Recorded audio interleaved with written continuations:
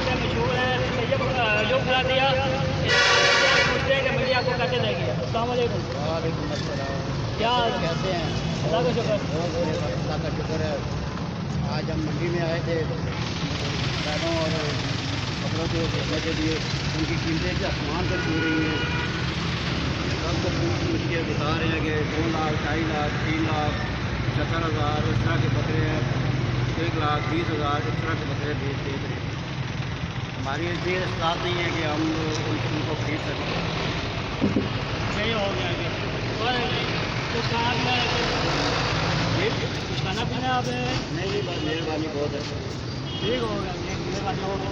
अल्लाह हाफिज़। अपने दोस्तों के बारे में कुछ बताएं आप।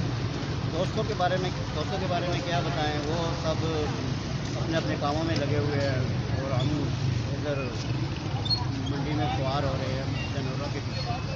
ठीक क्या हो करें? हो गया।